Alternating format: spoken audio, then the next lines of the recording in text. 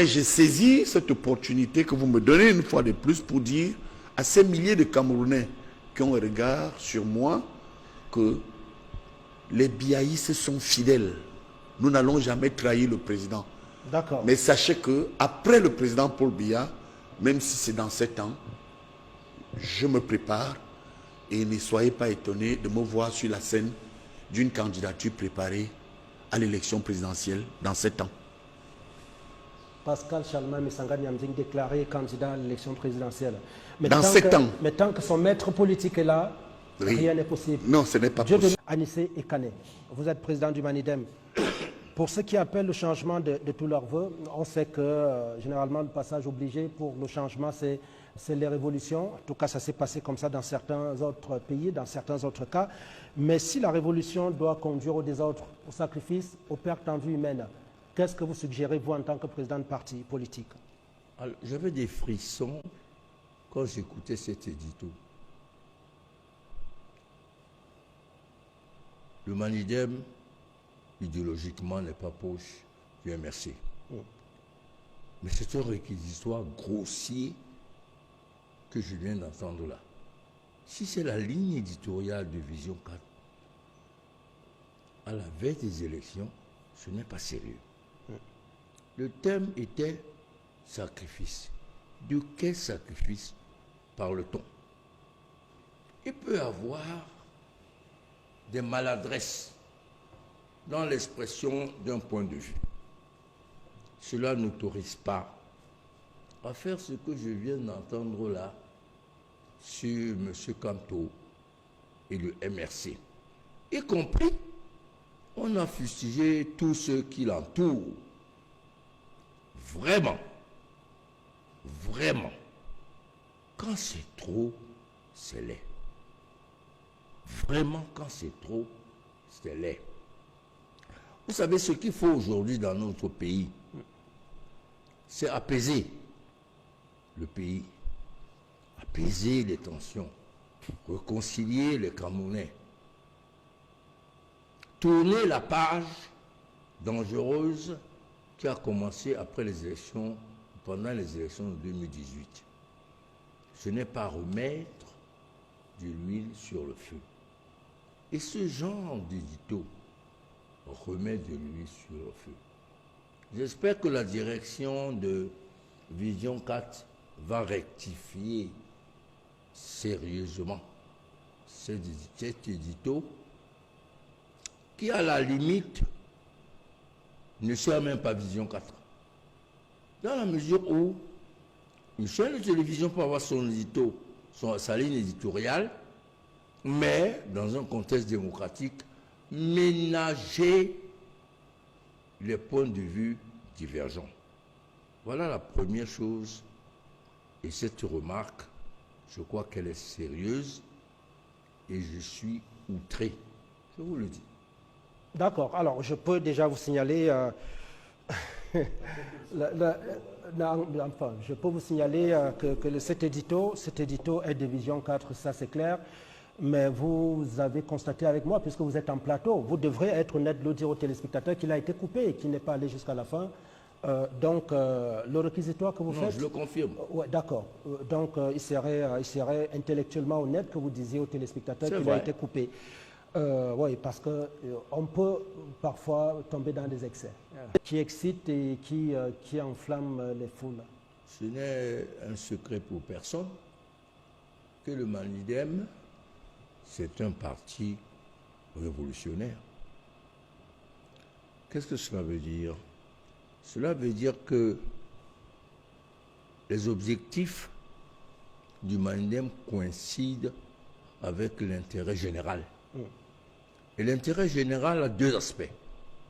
L'intérêt général de l'État, de notre nation, et l'intérêt général de ses habitants. Cela veut dire, en d'autres termes, que nous devons en même temps sauvegarder notre pays et sauvegarder ses habitants. À tout prix. Ça veut dire que c'est une contrainte. C'est le Cameroun qui nous intéresse, c'est les Camerounais qui nous intéressent. Donc, quand l'intérêt des Camerounais est en jeu, les principaux protagonistes du changement, ce sont les Camerounais. Donc, ils doivent intervenir de telle manière que leurs intérêts soient préservés. Je disais tout à l'heure que il y a des moments où l'expression dépasse la pensée. Le Malidem n'est pas un parti pacifiste. Pas du tout. Et vous l'assumez comme ça? Nous l'assumons totalement. Pacifiste dans ce sens que nous ne sommes pas des gandhistes. Pas du tout. Pas du tout. Nous sommes pour la révolution dans ce pays. Mais sous quelle forme? Sous quel visage? Quel visage vous donneriez à une révolution si jamais? On ne décrète pas la révolution. Elle arrive. On ne la décrète pas. Et elle arrive pourquoi? Elle arrive parce que les contradictions entre les camps ont atteint un sommet qui ne permet plus, à un moment donné, de régler tous les problèmes par la concertation et la discussion. Mais nous n'en voyons pas. Ce n'est pas nous qui décrétons ce que les Camerounais doivent faire pour préserver leurs intérêts. C'est en cela qu'il faut faire attention dans l'expression de ces objectifs. Mais vous êtes une sorte de miroir de la société politique. Donc Oui. les Camerounais pourraient s'inspirer de vos attitudes, Bon, on va y de arriver vos tout à l'heure. comportements, de vos discours. Je Oui. vous donne un exemple. En 1990, il a fallu ne pas tenir compte de la dictature du RDPC pour arriver à la démocratie. C'est-à-dire que nous nous sommes réunis avec les Yondé et consorts pour dire que ça suffit. Et le pouvoir en place, qu'est-ce qu'il a fait? Il nous a fait arrêter, fait passer devant un tribunal militaire, condamné. Qu'est-ce qu'a été la suite? La suite est la mobilisation populaire en dépit des lois dictatoriales du RDPC qui ont amené... Vous avez forcé la main au président de la République pour décréter le multipartisme. Absolument. Vous lui avez forcé la main. Mais si nous a mis en prison, vous ne pouvez pas dire qu'on ne lui a pas forcé la main. Condamné à 4 ans de prison, 20 millions d'amendes, d'échanges de droits civiques, pour n'avoir même pas sorti un papier à distribuer. Mais uniquement s'être réunis pour demander le multipartisme. Si ce n'est pas forcer la main ou contraindre, je ne sais pas ce que ça veut dire. Mais cette attitude d'obstruction du pouvoir, qu'est-ce qu'elle a amené? Le carton rouge, les villes mortes, qui était une violation délibérée des lois établies par le RDPC, mais qui ne correspondait pas à la volonté des Camerounais et à l'intérêt du pays. C'est ça la révolution. Vous imaginez que ce n'est pas Ekana Aniché ou le Malidem qui se sont mis dans une radio en disant que sortez, allez vous faire tuer, pas du tout. Mais il y a eu des morts en 1990-91. Mais pour ressortir, est-ce qu'il y a un discours à proscrire dans ce genre de circonstances? Comme vous l'avez fait, et là, je vous le dirai peut-être fort opportunément, oui, en parlant de l'édito de Club d'élite d'aujourd'hui, est-ce que chez les hommes politiques, il y aurait un discours à interdire aux hommes politiques? Oui, le discours de la revanche, le discours de la haine, le discours fondamentalement tribaliste et communautariste, qui est latent, qui est partout dans les médias. On va arriver tout à l'heure par rapport à Actis, CNEO, etc. Nous avons été les seuls, et Sombala qui est un économiste pro-libéral, à refuser la privatisation de ENEO. Qu'est-ce que le pouvoir fait? Ils ont emmené des hordes de gendarmes et de policiers.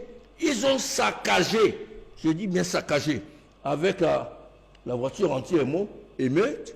Ils ont saccagé le siège du Malidem, brisé toutes les vitres, noyé et blessé les militants du Malidem. Vous imaginez que aujourd'hui, nous soyons en mesure de demander des compensations.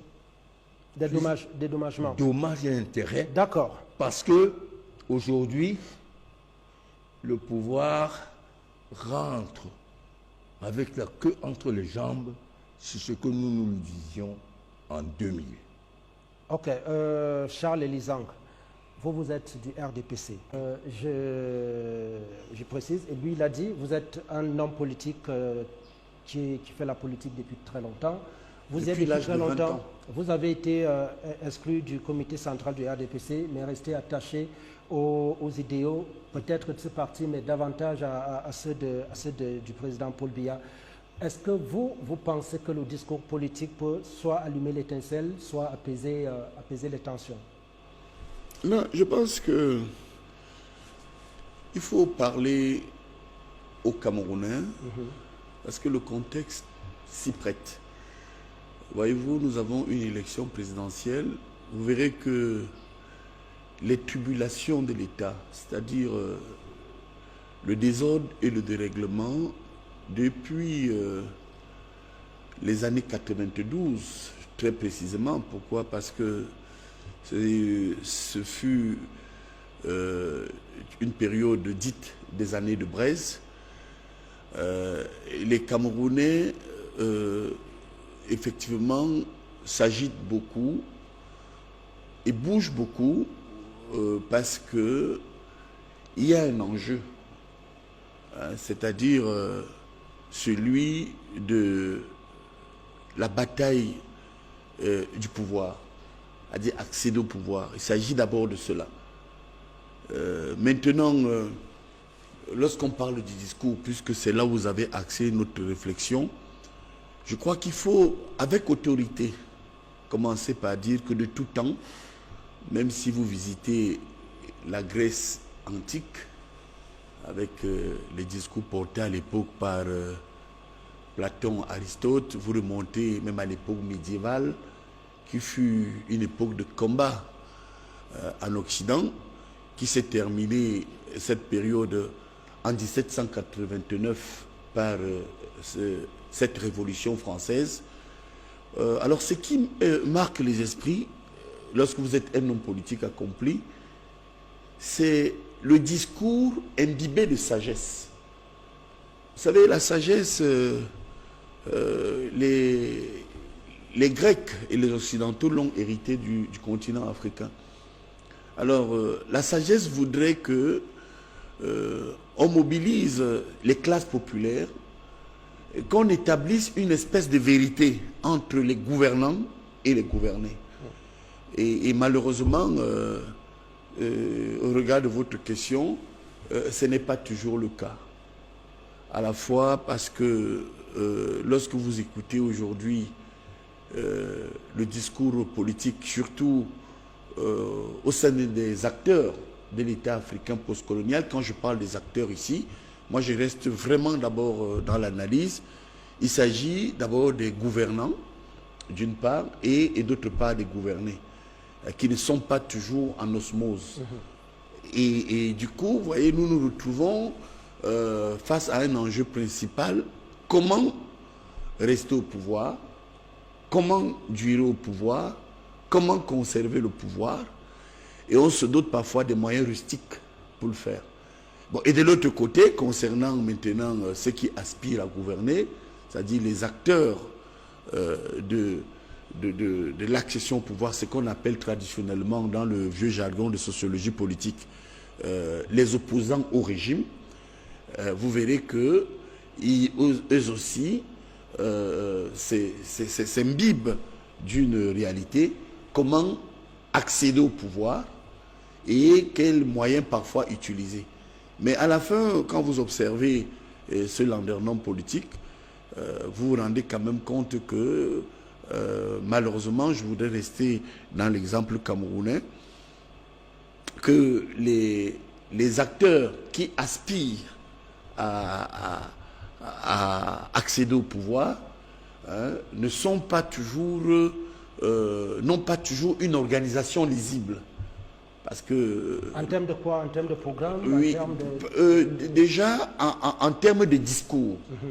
C'est-à-dire que, vous savez, si vous vous en référez à ceux qui ont fondé même la science politique des partis, je pense ici pour la France que je connais très bien, aux personnes comme Jaurès, Léon Blum et autres, Mitterrand, il y a un héritage idéologique qui porte d'abord sur les transformations de la société en matière de politique économique, en matière de politique de santé, en matière de politique sécuritaire, et même en matière de l'état dans lequel se trouve la société. Prenez-en un exemple.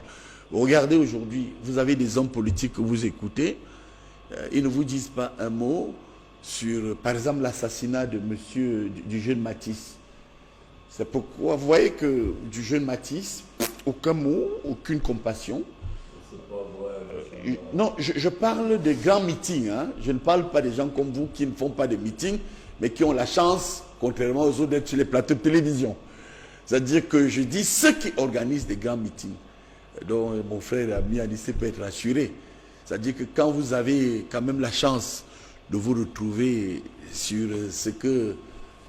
à la place de la République, parce qu'il faut rappeler à ceux qui nous écoutent quand même que mon frère Anissé, c'est Napoléon, hein, en 1852, au Second Empire, qui a duré au pouvoir jusqu'en 1870, qui a créé la place de la République, qui était une place de liberté, une place de mobilisation, une place qui exige qu'on ait un discours de sagesse.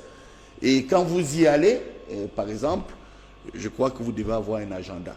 Donc je m'arrête là pour vous dire que dans ce qui peut choquer, effectivement, c'est qu'on n'a pas de tribun, c'est-à-dire des gens qui semblent toujours être préparés, parce qu'un discours politique est d'abord fondé, c'est un appel. Hein, quand vous allez chercher chez les clans... Là, je souhaite que vous preniez encore derrière 2 minutes. Lorsque vous suivez le discours de ceux qui sont proches du pouvoir, ou ceux qui sont au pouvoir, et celui de ceux de l'opposition, lequel vous semble capable de maintenir ou de favoriser un climat de sérénité? Ben, je pense qu'il y a d'abord le leader politique. Dans le cas du Cameroun au pouvoir, si vous interrogez même Anissé Kané ou n'importe quel expert, du moins ceux qui observent depuis 43 ans, qu'est-ce qui fit ou explique aujourd'hui la durabilité du président Biya au pouvoir? C'est le discours. C'est-à-dire que, je vous assure, Bodi Philippe... C'est le discours. Oui, d'abord. C'est-à-dire que lorsque le président Paul Biya vous parle, même s'il y a un décalage entre le discours et la pratique, il a d'abord un discours qui, à l'image d'ailleurs Anissé, qui est un homme de gauche et qui a connu des personnes comme, dans l'histoire, comme Jaurès, comme Georges Marchais, comme Alain Laguier, vous allez voir que ce qui rassure d'abord le militant, parce que je crois que quand je parle du président Paul Biya, ça peut irriter. Et je le sens très bien quand je vois mon frère Anissé réagir. Mais il faut savoir que le discours, à lui tout seul, séduit. Maintenant, il y a un décalage entre le discours et la pratique. C'est pourquoi beaucoup parlent d'échec du renouveau, quelque part, parce que entre une vision portée par le leader central du renouveau, qui est mon maître politique, le président Paul Biya, et la pratique, y compris mon jeune frère Elisan, il y a un décalage. Il y a un décalage. Vous savez, vous avez évoqué par exemple mon entreparti. Moi, je suis entreparti. À l'époque, j'avais 20 ans. Et nous avons été séduits par le discours. Et donc, ça, c'est celui de votre maître politique. Oui. Et de l'autre côté. Maintenant, quant à l'opposition, avant, il faut d'abord rappeler aux uns aux autres que il y a, dans ce pays, il y a eu des discours portés par des tribuns au Cameroun. On a quand même... rappelez-vous, lorsque Oumyobé est rentré des Nations Unies, Oumyobé, son arme, l'âme la plus redoutable de Oum, c'était le discours. Vous avez eu des gens ici comme André Marimbida. Je vous assure que quand Bida parlait, immobilisait des foules. Hein. Vous avez également quelqu'un comme Monsieur Okala, Charles Okala. Alors, dépassé cette période, il y a eu Ahidjo. Vous savez qu'aujourd'hui, vous avez dans des écoles, et ceux qui s'initient, qui réécoutent le discours d'Ahidjo. Au-delà du Cameroun, écoutez, lorsque à un moment donné, non seulement le discours était mobilisateur, mais le discours faisait rêver. Hein? Vous voyez, aujourd'hui, quand vous écoutez certains leaders politiques dans l'opposition, mais c'est l'implosion. Vous avez oublié Foundi, hein? Oui, Foundi. Non, j'allais à venir. Et vous voyez que j'ai dit opposition, c'est comme si Anis lit dans ma pensée. Vous voyez que dans l'opposition, effectivement, vous avez le cas des années 92, dite année de la révélation John Foundi. Mais écoutez, il avait deux expressions qui portaient. Le SDF qui était sémantiquement appelé Social Democratic Front a transformé ces sigles en Sofa Don't Finish. Sofa Don't Finish.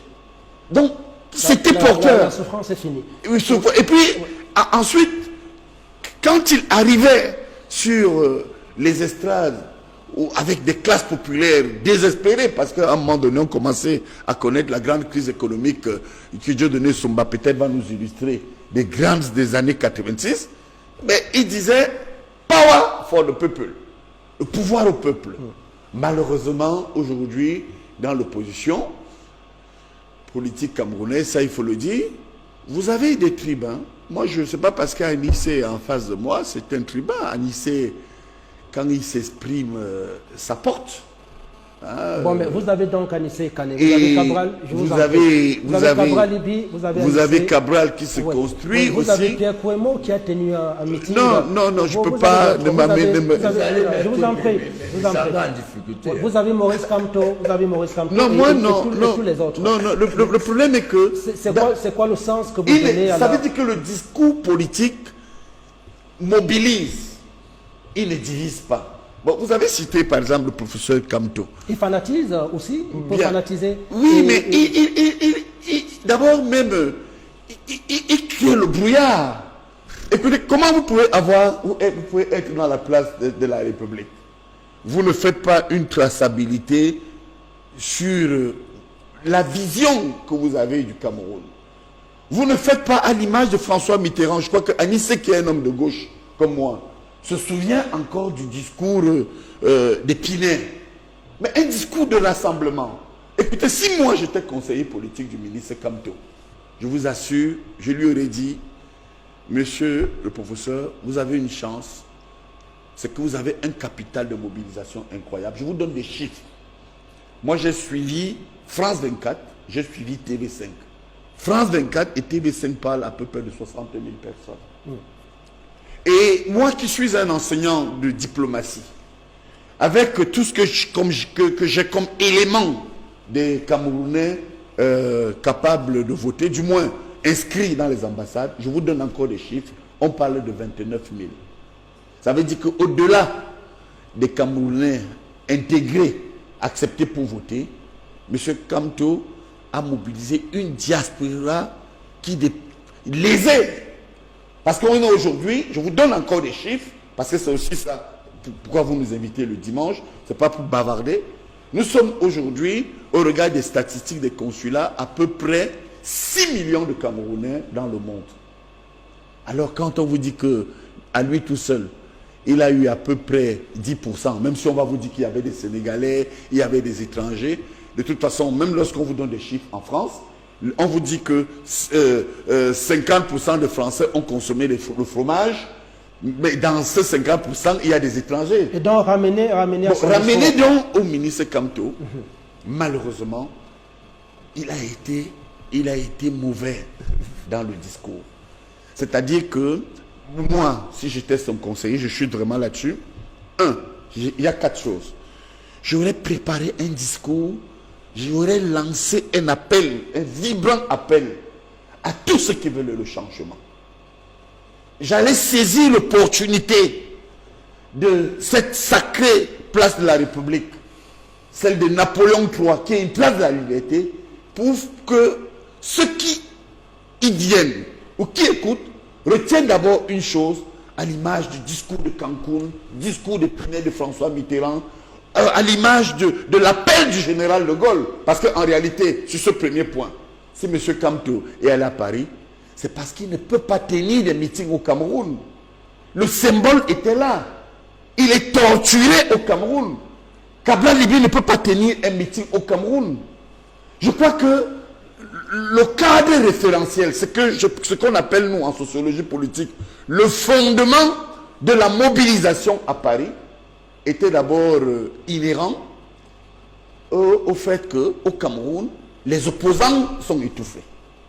Alors, à partir du moment où vous avez une telle tribune, à l'image du général de Gaulle à Londres, vous commencez par lancer un appel à la mobilisation et un appel au début. Et puis, deuxièmement, une fois arrivé, vous faites ce qu'on appelle une traçabilité, c'est-à-dire par rapport au fondement d'une candidature.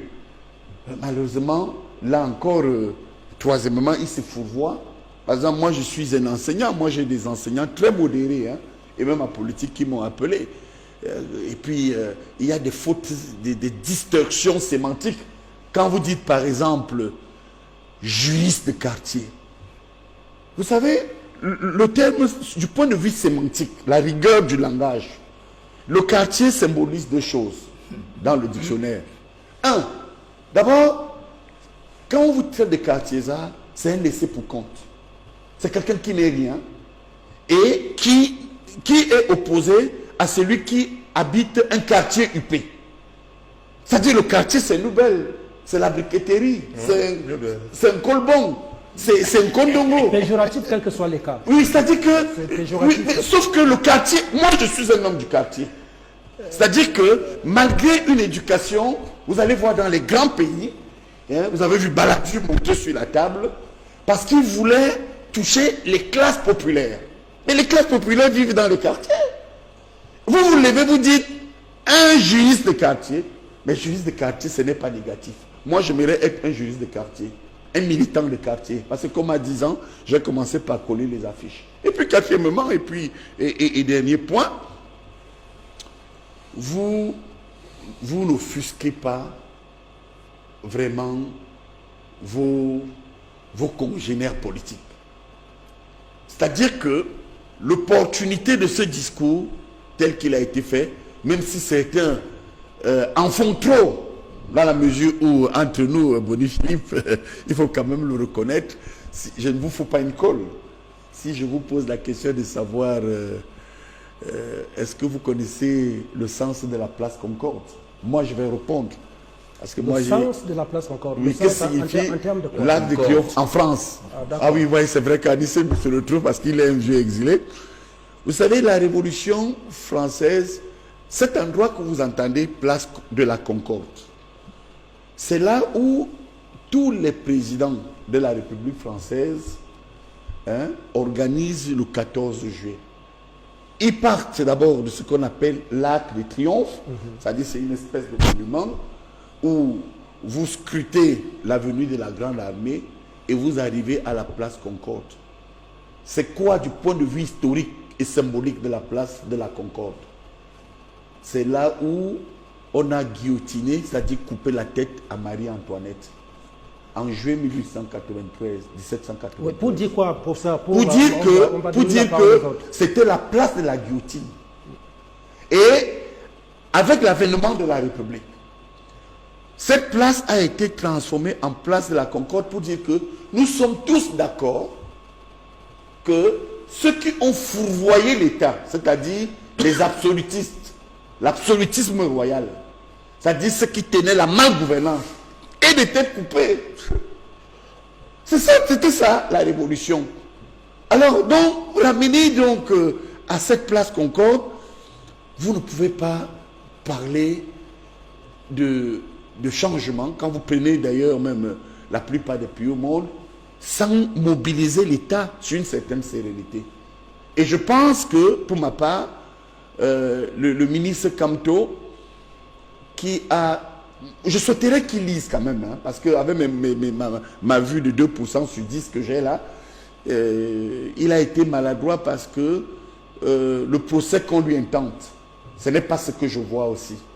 Parce que pour moi, lorsqu'il a parlé du Sénégal, il voulait plutôt dire que vous ne pouvez pas solliciter le changement si à un moment donné, vous ne prenez pas vos responsabilités en allant, par exemple, surveiller votre vote, quels que soient les risques que les uns et les autres encourent à l'égard d'un État policier, un État militaire.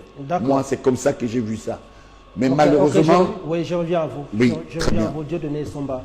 Nous avons aujourd'hui ces discours de Paris, nous avons le discours de Cabral Libine, nous l'avons suivi.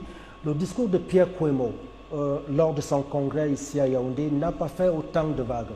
Pourquoi avons-nous l'impression qu'il y a certains hommes politiques dont les discours accrochent dans un sens ou dans l'autre, plus que d'autres, Dieudonné Somba? Par ailleurs, est-ce que vous pensez que les hommes politiques devraient tenir un discours plutôt responsable et face à des situations comme le contrôle de vote qui ne seraient pas rassurés, qu'est-ce qu'ils font lorsque un militant a la certitude que son vote pourrait être détourné ou ne pas être pris en compte? Moi, je crois que vous avez tendance à raisonner sur le Cameroun comme si le Cameroun était la France ou au moins le Sénégal. Le Cameroun, c'est un pays trop divers. C'est-à-dire, vous ne pouvez pas aller plaquer les pratiques politiques pertinentes de la France sur le Cameroun. Le Cameroun est un pays très divers. Et dans ces pays divers, chaque segment communautaire a sa perception de l'État, sa perception de la richesse, sa perception du développement, sa perception de la citoyenneté, sa perception même de la pratique politique. Il demeure que nous restons en République. Non, la République, c'est ce que vous décrétez. Il y a... Non, monsieur Boni. D'accord, je vous écoute, Dieudonné. Vous pouvez fabriquer vos républiques, mais les Camerounais restent les Camerounais. C'est les Camerounais qui agissent, ce n'est pas la République qui agit. Donc, le Cameroun étant très clivé comme ça, très divers, chaque segment communautaire a sa manière de voir. Or, les partis politiques revêtent pour une grande part une dimension communautaire. Parce que lorsqu'on voit les élections, en dehors de RDPC qui a l'avantage d'avoir le pouvoir et donc de pouvoir négocier les postes, les avantages, l'essentiel des pouvoirs des partis recoupe des segments communautaires et donc exprime les désirs de ces communautés-là, exprime le comportement de ces communautés-là. Certaines communautés ont un caractère volcanique, c'est-à-dire elles agissent de manière très spontanée, d'autres sont plus placides. Donc n'attendez donc pas que vous ayez, parce que vous avez décrété une république, vous mettez dans la bouche de tout le monde le discours que vous voulez de la République. Non. Chaque dirigeant de parti exprime ce que veulent ses militants. Et comme les militants recoupent les communautés, ils expriment en réalité le désir secret des communautés par rapport à l'État unitaire qui contrôle 7500 milliards de francs. Sans compter les postes et tous les avantages. Donc nous sommes dans un environnement où on ne peut pas appliquer vos règles là. C'est normal, les gens qui sont au pouvoir disent ayez un discours policier parce qu'eux ils jouissent. C'est normal que les gens qui sont au pouvoir, n'est-ce pas, veuillent que les autres aient un comportement, c'est-à-dire de paix, oui, nous on mange, restez tranquille. Hein? Vous êtes en train de relayer en quelque sorte les désirs profonds des hommes au pouvoir. Ce que les hommes au pouvoir appellent discours républicain. C'est une manière de leur dire restez calme. Et laissez-nous manger. Même si on leur reproche également dans certains égards des discours passionnés ou enflammés. J'ai dit le discours, tous les hommes politiques de l'opposition n'ont pas le même discours. Tout à fait. Ils n'ont pas les mêmes comportements. Je vous ai dit que les partis politiques au Cameroun expriment en grande partie les perceptions communautaires. Et vous allez voir que le comportement de chaque parti reflète le substrat communautaire sur lequel il repose. Et dans Et ce ça, cas, ce n'est pas... Vous ne pouvez donc pas... Par exemple, Kamto, il a un substrat communautaire qui a sa perception. À Paris, il parle par exemple du concept d'unité foncière. Ah. Quel sens donne-t-il à ça? Aucun. Ça n'a aucun sens. Du point de vue Mais politique. les gens comprennent ça. Non pas dans une perspective politique, mais dans une perspective sociologique. Les problèmes des terres. Donc, c'est pour ça que le vrai problème au Cameroun, c'est que nous n'avons pas un système bien organisé autour d'un consensus sur les